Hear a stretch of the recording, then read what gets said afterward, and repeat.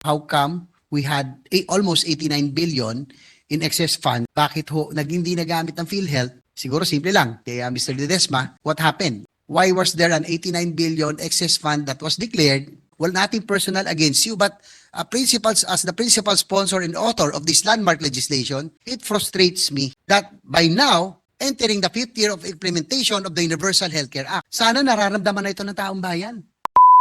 If we can backtrack po, no? I entered November 2022 po. 2 months after, in February po, nag-adjust na kami ng case rates. And that's the first time po in 12 years. So, ang point ko lang po is, siguro naman po, maybe you can give me some slack, Mr. President. Nagtatrabaho naman po tayo. Marami po tayong ginagawa and we're being aggressive.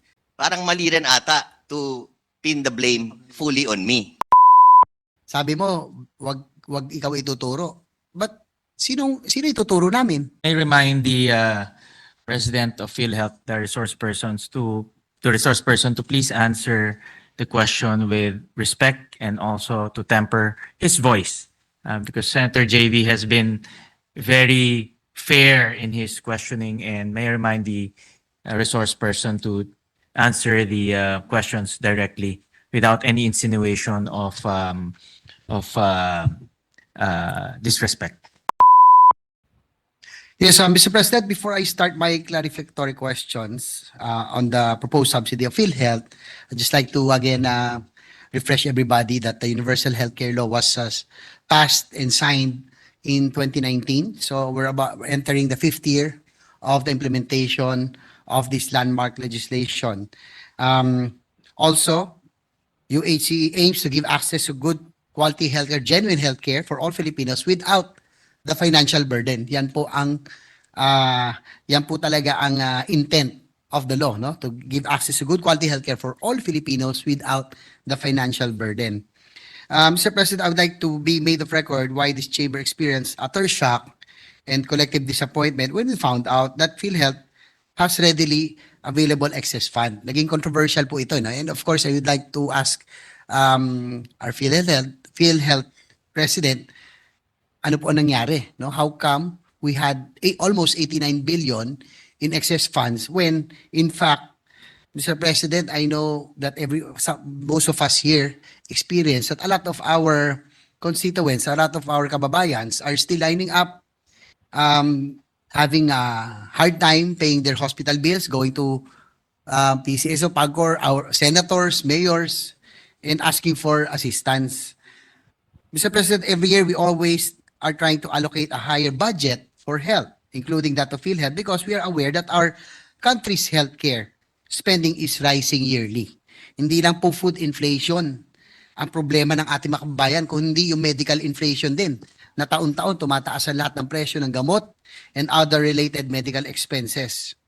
So that is why probably nung po lumabas itong 89 billion na naging controversial, we felt anger, no? Kasi marami pa ho ang nahihirapan talaga na magbayad ng kanilang mga hospital bills.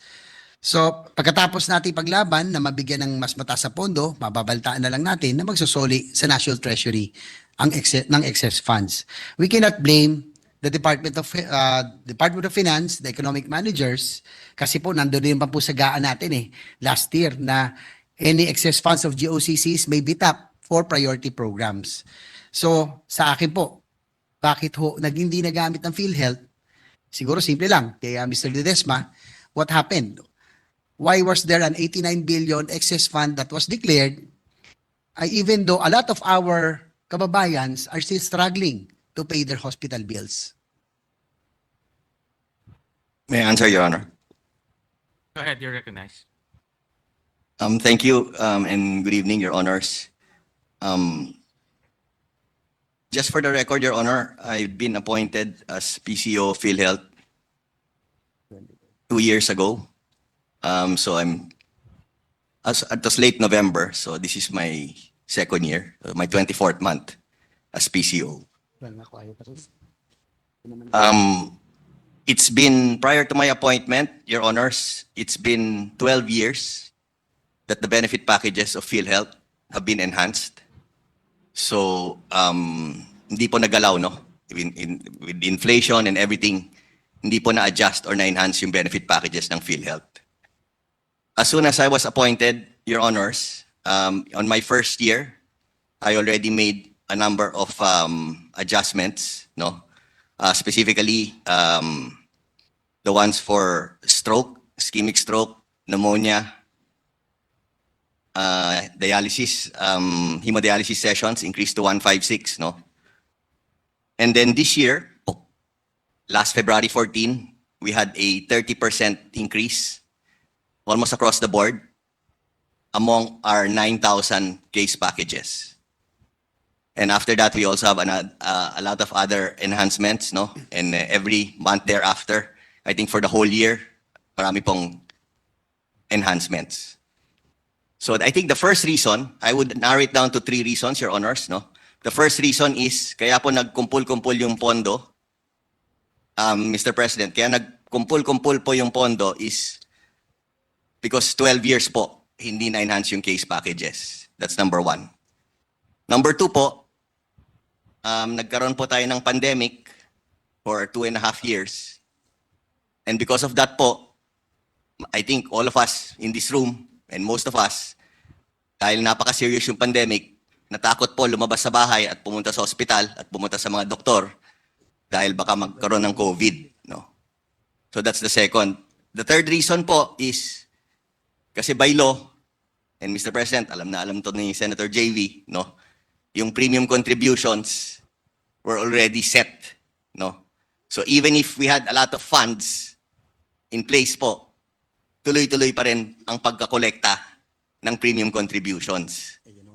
So I think with those 3, and plus a number of other reasons po, I think it's safe to assume talagang magkukumpul-kumpul yung pera, talagang dadami po yung pera, no? Thank you very much, Mr. President. Thank you for that, Mr. Ledesma. Tama po kayo, policy. Ito po yung policy brief ng PhilHealth, no? 2013, yung all case rates were created, no? 2013.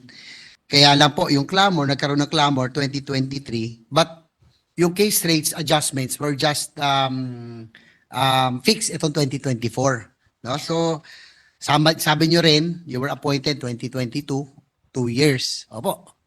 Kaya nga po ako bilang principal sponsor and author of the Universal Healthcare Law, one of the reasons that I really wanted to be back in the Senate was to oversee the implementation. So yung 2 years, bago po ang upo ang presidente, bagong administrasyon, bago rin ho kayo, we gave you enough ample time. Sige, unfair naman na magsalita lang kaagad kami, kaupo nyo lang. But I guess 2 years, Mr. President, is long enough. Diba? For, hindi na pwedeng sabihin na magiging learning curve, 2 years. A lot of there is no room, I think, Mr. President, to wait because a lot of our people are struggling to pay their medical bills. No? Napakarami, alam ko, lumalapit kahit sino senador dito. 1,000 ang kanila pong medical bills. Oo, maganda. Natutuwa tayo. PhilHealth, nandun na. By law, kailangan sagutin. Sumagot ang PhilHealth kahit papano. Pero ang tanong ko lang, andito po, no? Magtatanong ako. Regarding the support value. No? Halimbawa po yung nandyan, makikita ninyo. Public hospital, total bill 270,894.75. Ang deduction ng PhilHealth nasa 32,964. Malaki pa nga yan, or 12.17%. Next, these are real mga bills na nakukuha namin from patients. Ito po 1,541,000 ang bill, ang deduction ng PhilHealth 10,700, 0.69%. Next. Ito po, another billing from a public hospital, 915,826. Ang deduction ng PhilHealth, 170,185. Medyo malaki pa yon, no, sa 18.58%, but still not enough. Next. Ito po, private hospital, 548,905. PhilHealth deduction is 45,435 or 8.28%. So, napakaliit ho ng pinakamalaki ng 18%, madalas 8%, 10%, 12%. On the average per medical bill, ang tanong ko lang po sa ating presidente ng PhilHealth, gaano po talaga ang naibabawas sa medical bill ng isang pasyente dahil sa PhilHealth? Ilang porsyento ba ang nababawasan? Kasi sa National Health Objectives for 2023 to 2020, nakalagay na dapat 66% ang support value ng PhilHealth. That was in 2019. But currently, we have received a report regarding the 2020 and 2021 PhilHealth support value for patient care that PhilHealth support value is only 43.58% and 56.80%. So kahit sundin ho sana natin yung 43% o 56%, kahit ba bumaba, ang laki bagay pero napakasakit basahin nito mga ganito. Hindi pa kakapiranggot ni hindi nararamdaman eh. 'Di ba? So how can you explain this? Babi na natin case rate 2024, bakit naman ngayon lang tayo nag-adjust? Oo, 10 years, 2013. Eh di dapat nag-adjust na ho kayo kaagad. We have to be proactive kasi napakarami nahihirapan. Probably we are living in we are comfortable in our offices, but a lot of people are struggling to pay their hospital bills. And that's the reality. So sana maintindihan nyo, Mr. Ledesma, hindi po ko, nothing personal against you, but as the principal sponsor and author of this landmark legislation, it frustrates me that by now, entering the 5th year of implementation of the Universal Healthcare Act, sana nararamdaman na ito ng taong bayan. Sana ang tao hindi na pumipila kung saan-saan, PCSO, PAGCOR, di ba? May one-stop shop pa ngayon. May pumupunta sa politiko, yun nga iniiwasan natin eh, di ba? So, sige po, pwede ako yung sumagot. Thank you very much, po, Mr. President, Senator JV. Thank you so much for this opportunity, no. First of all, Senator, I just want to reiterate muna, no. So, 12 years po yan, hindi nagagalaw yung case rates. Now, I respect your opinion, Mr. President, na, binigyan ka na namin ng 2 years. Okay? So, if we can backtrack po, no, I entered November 2022 po. 2 months after, in February po, nag-adjust na kami ng case rates. And that's the first time po in 12 years. So, ang point ko lang po is, siguro naman po, maybe you can give me some slack, Mr. President. As soon as I came in, immediately may adjustment. And if you look back po, it's been so long, diba? So, pasok po ako, after a few months, may increase kaagad. Now, I'll move forward a little po. In 2024, this year po, so I mentioned earlier, last February 14, may 30% almost across the board. Next month po, ayoko lang pangunahin po kasi mukhang si President Marcos wants to be the one to announce it, no? Pero next month po, maglalabas po kami ng another round. So we did 30% last February 14. Next month, we're going to do another round of 30 to 50% on top of the 30%. So before the year ends po, magiging 60 to 80% increase almost across the board, no? So again, po, with all due respect, no, I'd like to think medyo nagiging aggressive po kami, no? And we're not gonna stop there. Aside from that po, we've increased the capitation rates. It used to be 500 pesos for public and 750 for private. Again, for the longest time yan. Pagkapasok ko po, times 3 namin. In fact, up to today, everyone is celebrating the huge increase, no? Yung mga local officials, yung mga governors, yung mga doctors. So again, I really respect the opinion, Mr. President, but I'd like to think po, nagtatrabaho naman po tayo. Marami po tayong ginagawa and we're being aggressive.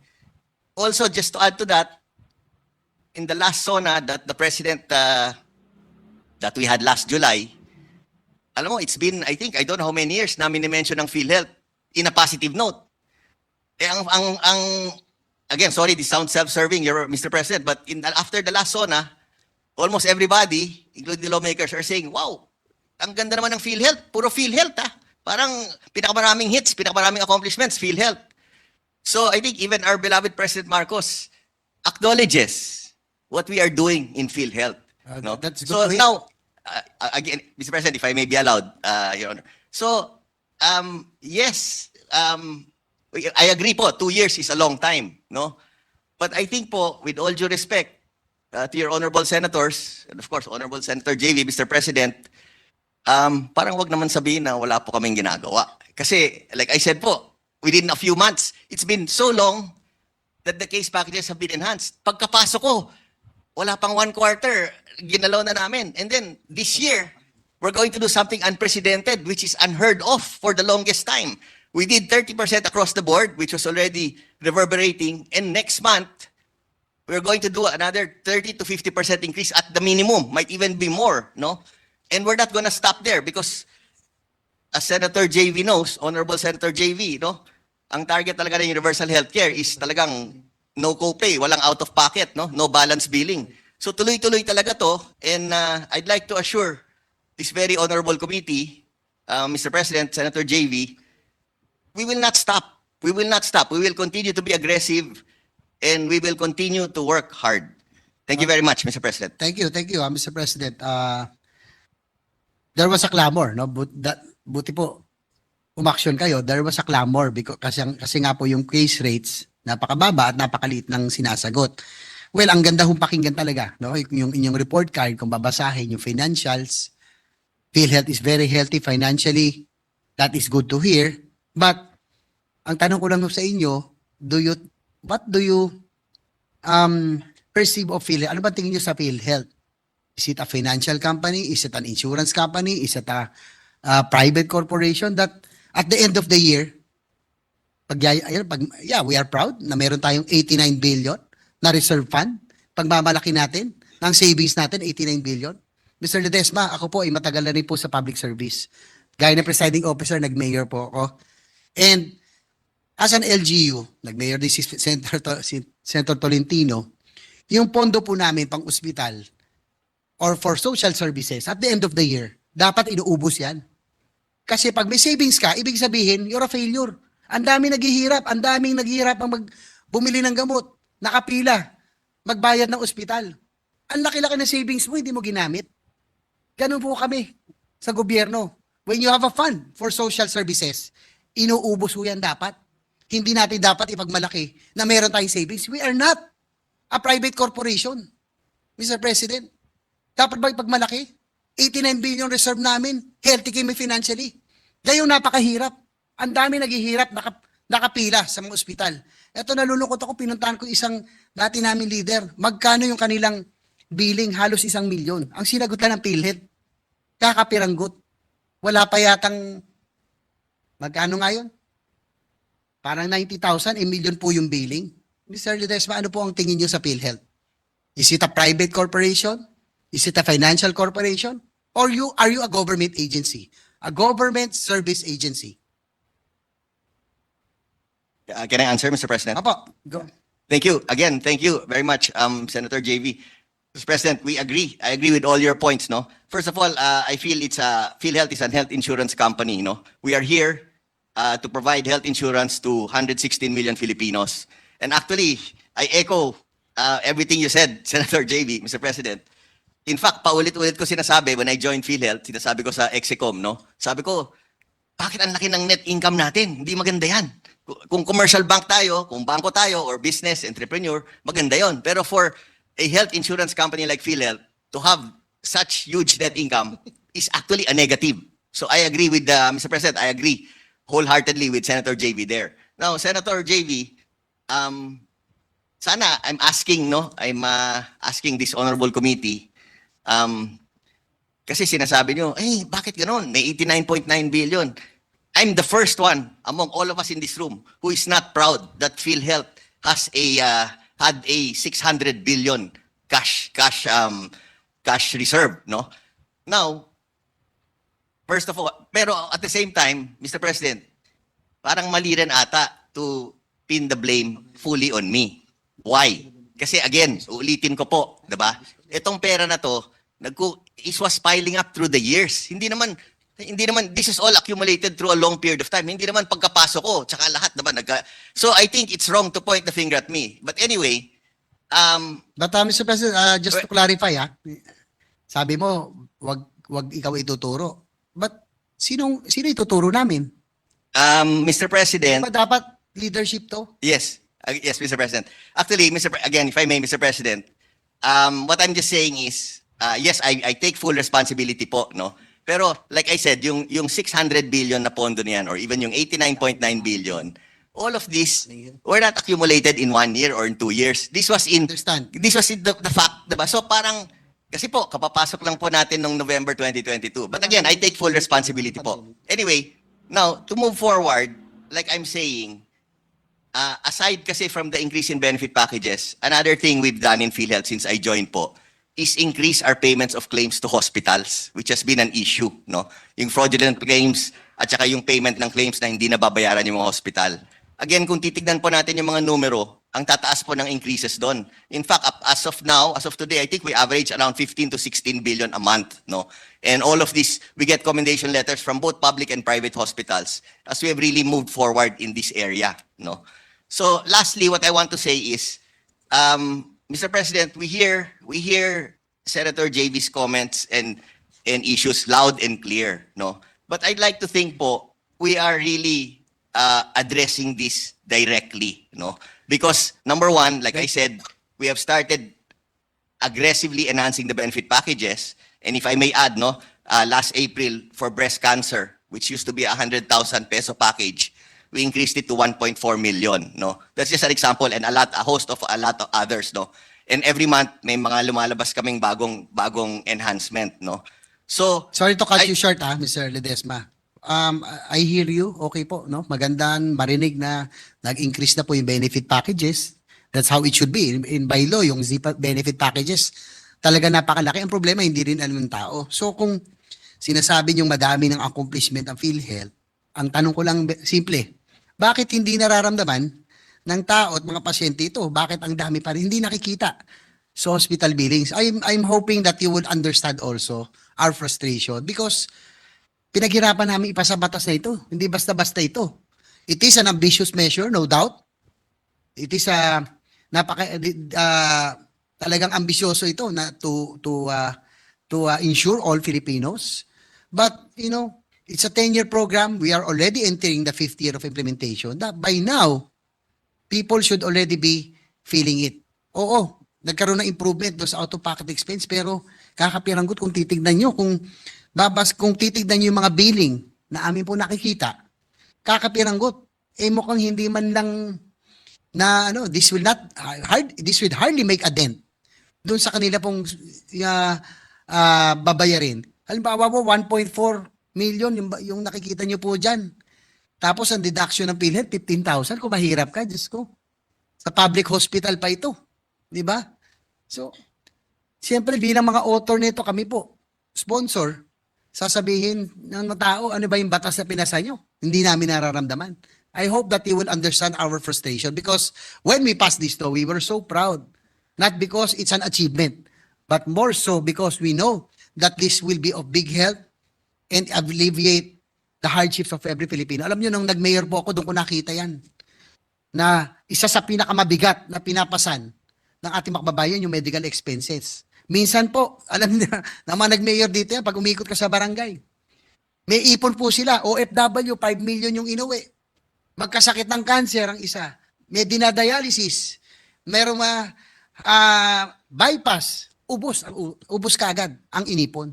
Kaya nga po, mahirap man, ambisyoso man ang batas na ito, we really strive hard to pass this law because for the simple reason, we know for a fact that medical expenses is one of the biggest burdens that each Filipino family is facing. Sana po maintindihan niyo po ito. We do not have the time. 2 years, we want to give you the slack. Opo, kaya nga po hindi ako nagsasalita tungkol dito eh. Di ba? We wanted to give you time. But ang hindi po makapaghihintay dito, yung makababayan natin nahihirapan, magbayad, nagkikahos. Hindi alam sa kukuha pambayad ng hospital bills nila. Mr. President. Kaya nga po umabot tayo sa Senado para dito eh. Mr. President, can I reply, please? Yeah. Thank you. Thank you, Mr. President. Thank you, Senator JV. Mr. President, yes, we understand and we agree. We agree with Senator JV na masyadong... If I may interject, Majority Leader. of Senator JB, may I remind our resource persons, especially since we have suspended the rules, to temper the responses with an iota of humility and perhaps answer correctly the questions being propounded by a member of this chamber, so that we can have a semblance of sincere discussions here, engagement with a member of this chamber, Mr. President. Just a gentle reminder to our resource person here who was given the chance when we suspended the rules to respond directly to the to a member of this chamber, because the usual rule, Mr. President, is that we allow the chairman of the subcommittee to respond. So we're not here in a committee hearing. I've been hearing several times the word committee. We're here in the plenary, Mr. President. Just a reminder to our resource persons. Thank you. Thank you. Thank you, Majority Leader. I may remind the President of PhilHealth, the resource person, to please answer the question with respect and also to temper his voice, because Senator JV has been very fair in his questioning, and may I remind the resource person to answer the questions directly without any insinuation of disrespect. You may proceed. My apologies, Mr. President. My apologies to this honorable plenary. And likewise, Mr. President, just want to clarify, no? Wala ho akong binamanok o binabata para sa PhilHealth. Had you performed well, had PhilHealth performed well, wala saan tayong pinag-uusapan ganito eh. Di ba? Kung naubos nyo po yung pondo nyo, humingi kayo ng subsidy o kung kinakailangan pang magdagdag ng pondo, we will be more than willing kung ginastos ng tama at maayos at alam namin na marami ang nakinabang. 'Di ba? Kung kinakailangan mag-supplemental budget pa para lang kung ito'y mararamdaman, I think this body will be more than willing to spend. Kaya wala ho I just want to clarify kasi may narinig ako, meron daw akong binabata. Meron lang tayong sinasuggest. Kasi kinakailangan ito turn around kung sakasakali. It's not just you. We need to revamp and reorient the whole PhilHealth, yung pag-iisip. Hindi tayo private insurance company. We are a government agency, service agency that is tasked to give access to healthcare and ease the burden of every Filipino. Yan po ang dapat na ginagampanan ng PhilHealth. Umani naman ito ng iba't ibang reaksyon mula sa ating mga netizens. Ayon kay Joaquin Zaldereja, being you in the position, you inherit the good and the bad, you are fully accountable. If you can stand the pressure, you can resign. Pahayag naman ni Virgilio Almendres, Akin ang namumuno sa PhilHealth. Palitan na yan ng bago at yung may alam sa sistema ng PhilHealth. At ito naman ang saloobin mula sa ating kababayan na si Albert Domingo, his claims clearly shows that it was already transformed into a business entity, better change its name to PhilWealth. Mga kababayan, feel free to comment below para maglabas ng saloobin sa balitang ito.